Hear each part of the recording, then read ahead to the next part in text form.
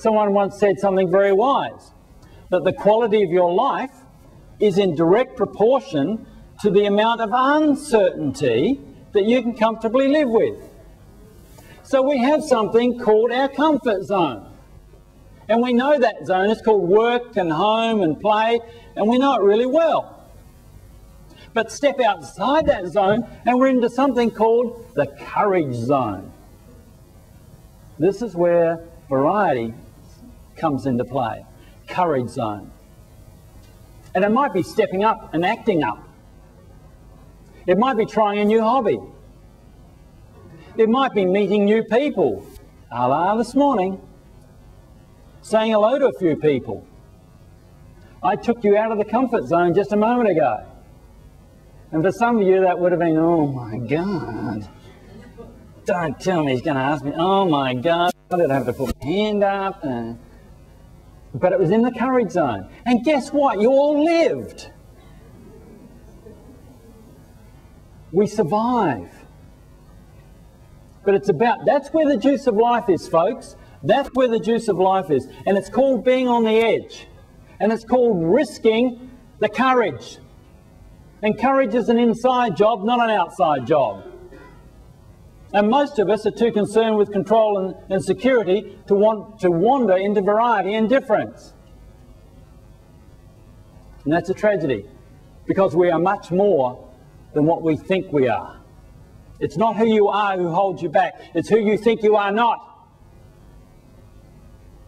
And variety and difference allows you to try out who you really are. By the way, the downside of that, variety and difference, is alcohol and drug abuse. You get plenty of variety in that area, but it's not particularly effective overall. So what's the third? The third need is significance and importance. We like to achieve. We enjoy reaching up, meeting our goals, whatever it might be. It's important for us to achieve. It might be gaining a promotion. It might be getting another qualification. It could be that you decided that you were going to swim faster or run faster or do things better. We love to achieve. That's important to us. The downside of that is when your whole existence is involved in how you look and how you are and what car you drive and the designer label clothes that you must wear.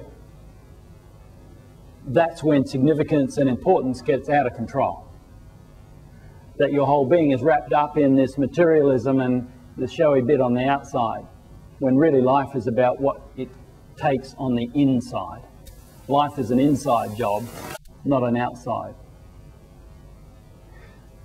What's really interesting about that, though, is that as we get higher in an organisation, as we become more significant and we become a manager or a partner or a leader, as we go up in the organisation, what happens in terms of our connections with those around us? Yeah, I know we've got a hierarchy, etc., but what happens with our real connections as we go up higher in the organisation?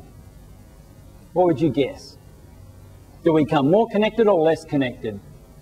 Less connected. So we become isolated and we become alone. It's interesting that the follow through on significance and importance to its natural conclusion, and you become unique, different, and often isolated and alone. And that's why I have people in my office using me as a confidential sounding board as a leadership coach, or managerial coach, or a careers coach, or a life coach, because they become isolated in their organisation. And they can't talk to anyone else in the organisation if they're towards the top of the tree or a senior executive, because sometimes you can't always trust what's going on in your organisation. And the spouse certainly doesn't want to hear about it. He or she's sick of hearing about it. So who do they talk to who's independent and confidential? It might be a mate. It might be a friend over coffee or a beer or whatever. But sometimes it's the coach. You know, we all have this need to be connected. We can get isolated, but we do have another need, and it is being connected. So what happens, unfortunately, is if you're significant and important and you get disconnected from those around you, it means you often get disconnected from your family, and you get disconnected from your kids the more important you get, and therefore you have to get connected. So unfortunately what happens is you often get connected to the secretary or the PA.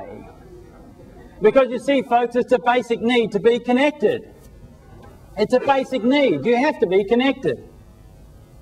And some old folks who have lost dear ones and loved ones get connected to their pet.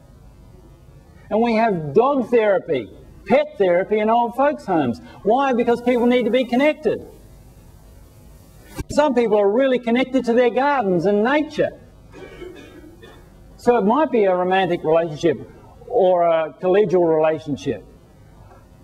But whatever it is, we have to be connected. It's critical for each of us. Absolutely critical.